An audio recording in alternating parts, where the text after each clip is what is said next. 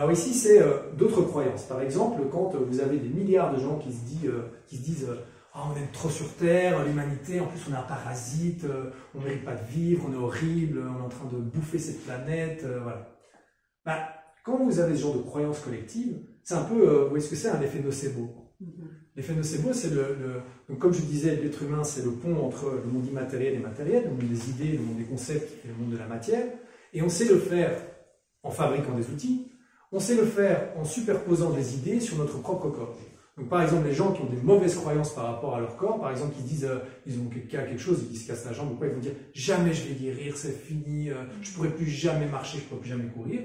En fait, ça interfère avec le mécanisme naturel du corps pour se guérir, et ils vont avoir la preuve de ce qu'ils croient. Et puis au contraire, des gens qui sont super motivés, qui se disent non, mais moi, aucune chance, moi je vais continuer à vivre comme avant, etc. Et comme par hasard, ben, ça se soude mieux, bien, etc. Et 5 ans plus tard, ils peuvent refaire toutes les choses comme avant, même s'ils n'avaient pas une fracture. Mais ça marche avec les médicaments aussi, hein, on appelle ça placebo pour dire c'est général, générique, mais on peut faire des expériences pour prouver le nocebo. Par exemple, on vous donne un tic-tac, on vous dit que c'est un vomitif. Si jamais les gens ont des problèmes, vous verrez que l'effet de la blouse blanche, c'est de la croyance dans le fait que ça donne ça, puis on vous donne ça, et puis vous vous dites là, ah oui, effectivement, j'ai besoin de vomir. Alors que c'est un tic-tac, il n'y a pas de lien, vous ne pouvez pas faire de lien chimique, physique entre physiologiquement la réaction de votre corps et les molécules qui ont été injectées dedans. Donc c'est vraiment le pouvoir de l'être humain de superposer des idées, des concepts, des croyances sur son corps. Mais ça marche aussi vers l'extérieur. C'est-à-dire que quand des milliards d'êtres humains pensent on est un parasite, on n'est pas bien, etc., qu'on s'autoflagelle comme ça, bah, je veux dire, c'est comme si la moitié de votre corps, vous n'avez pas envie de vivre, ça ne va pas vous aider à guérir, ça c'est sûr. Et donc ça se manifeste par les effets secondaires des vaccins, enfin n'importe quel événement en fait finalement qui donne la preuve à l'humanité qu'on est horrible et qui élimine tout un nombre de personnes. Épigénétique versus génétique et ADN. Donc avec la science, avant, hein, maintenant c'est un peu plus subtil, mais avant on vous disait, ah ben voilà, c'est dans votre ADN, il est dit que vous avez un cancer, vous avez une hérédité dans la famille, vous allez avoir un cancer, basta, c'est tout. Et puis arrive l'épigénétique où on dit, non mais c'est un peu plus subtil que ça.